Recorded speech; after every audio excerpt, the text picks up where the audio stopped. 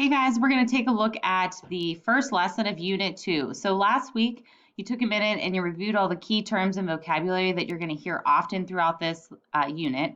So today we're going to dive into the first topic, number lines and postulates. So if you remember from the last unit, guys, postulates is just a fancy word for geometry rules, rules that we know and follow in geometry.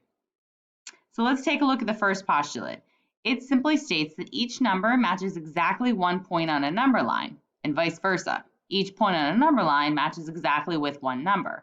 So if you look at my number line there below, you see letters that are associated with a specific, what we call a coordinate, which is basically, if you remember from your note sheet, it is, again, a coordinate is a number that relates to a specific point. So you're going to see a lot of this. You're going to see a lot of this term in directions. So for example, you might see like below I have label the coordinate of the points using the number line above.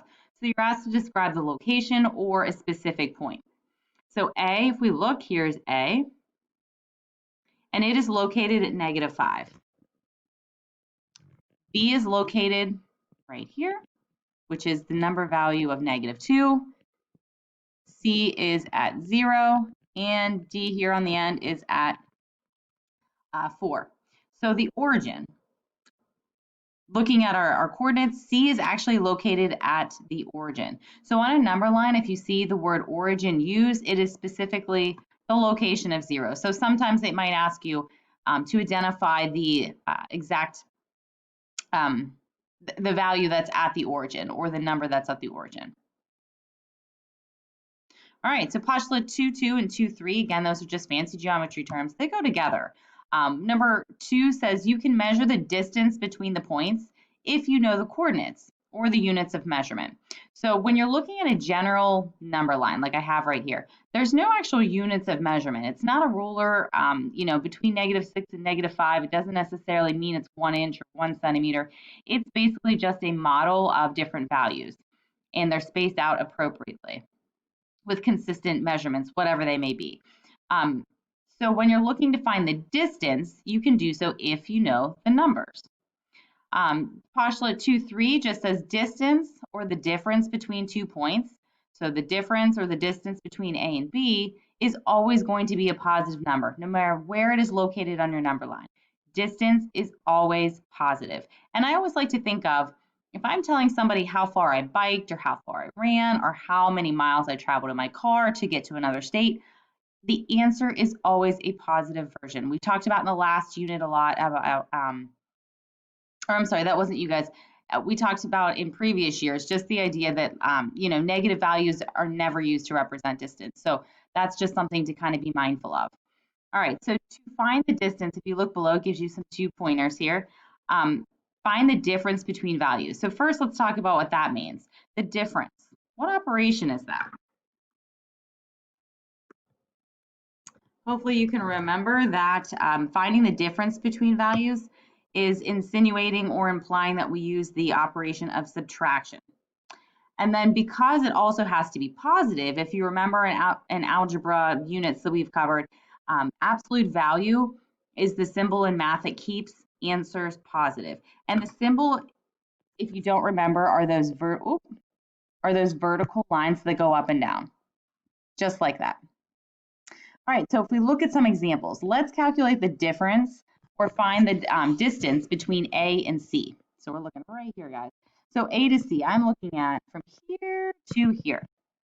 So we said we're going to use subtraction, and we're going to use those coordinates and subtract them. So A is at -6, C is at 0. So for my first one here, I'm going to simply say -6 minus 0. Then grab a calculator, do mental math, whatever works for you. -6 minus 0 is -6. And I'm keeping it in my absolute value. If you remember how absolute value functions, we get it down to one term first before I can pop it out to the positive version of my number. So moving it down, I simplify it, I get a -6. My final answer is 6. Now some people, and just to kind of help you form your own opinion, what if I asked you to find the difference between CA? So instead of moving from A over to C, what if we found the distance from C to A? Okay, so I'm still using those same coordinates. I'm going to start with 0, and I know to subtract, and I'm going to subtract a -6. So plugging that all in, 0 minus -6. Some of you may come in here and say, oh, 2 negatives make a positive. That's completely okay. Use a calculator, use mental math, whatever you want to do. You get absolute value of 6. Popping it out as a positive number, it already is, but my answer is 6. So just looking at that example, it does not matter which way you move. You should even be able to see up here. Let me see if I can erase this without totally destroying everything here. If I look at my numbers, let's pretend like you're living in a house at A dot, right? You're right here. And your friend is living right here at house C. It does not matter if you walk to his house, right, from here to here, or he walks to your house. You guys would be traveling the same distance. So therefore, just to kind of put forth, looking at this example alone, A to C or CA, does the order you subtract matter? Does it matter which coordinate you start with? No. So that's the great part. Does not matter the order, you do it whichever way you feel fit. A lot of times I find students work left to right. I do as well, but either way does not make any difference. So just to kind of do one more quick example with you. Again, order doesn't matter, but if I'm asked to find the distance between BC, oh, accidentally undid a lot. Let's see, oh, that erases it.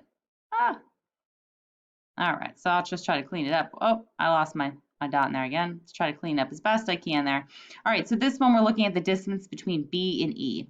So here's B, and here's E. So I've got my coordinates, -3 and 4, and I know that I'm finding the difference, so that would mean I would need to subtract. So I'm going to go ahead and subtract -3 minus 4. -3 minus 4 is -7. Absolute value is 7.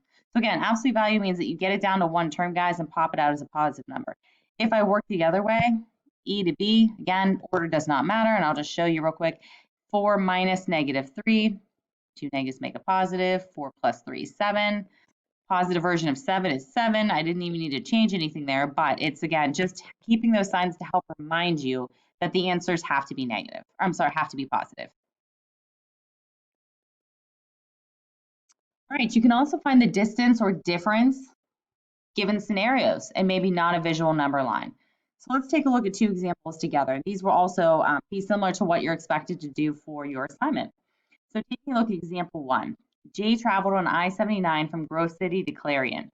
The Grove City entrance onto the highway is mile marker 66, and the exit for Clarion, where he ended up, is at mile marker 100. How far did Jay travel on I-79? So again, I'm looking for the difference. So I would be subtracting. What two numbers am I subtracting? Well, I-79 is just simply the road name. Okay, so if you're not familiar with the road name, it's Interstate 79. So it has nothing to do with the numbers. If I look at the mile markers, he started at 66, he got off at 100. What's the difference? So again, order we know does not matter. So that's the beauty of this, guys. You can just put it in the order that you see it. So 60 minus 100. And again, if you would have went 100 minus 66, that would be completely acceptable as well. So when you go ahead and do your subtraction, you should get -34 in the way that I have it set up. Again, I'm looking for a positive distance. So that's why I'm using these absolute value signs. And your answer would be 34. Now on your assignment, I also have those brackets set up for you. So you're just kind of filling in the information that I'm doing on here for the presentation. Okay, example number 2 for a real life scenario. In Boston, Massachusetts, the high the second week in December of 2017 was 2 degrees, and the low for the week was recorded at -6. What was the difference between the two temperatures? So again, different means to subtract. I'm subtracting what two numbers? My temperatures, 2 and -6. So 2, here's my subtraction, and I have a -6. Whether you come and combine those to addition or you leave them and plug them in your calculator, either way is fine. I get absolute value of 8. Popping it out just to make sure and keeping it a positive number, your final answer should be 8. All right, guys, so that is the lesson for today, just writing, using coordinates and finding the difference or distance between number lines, values, or scenarios. So good luck, reach out if you need any help.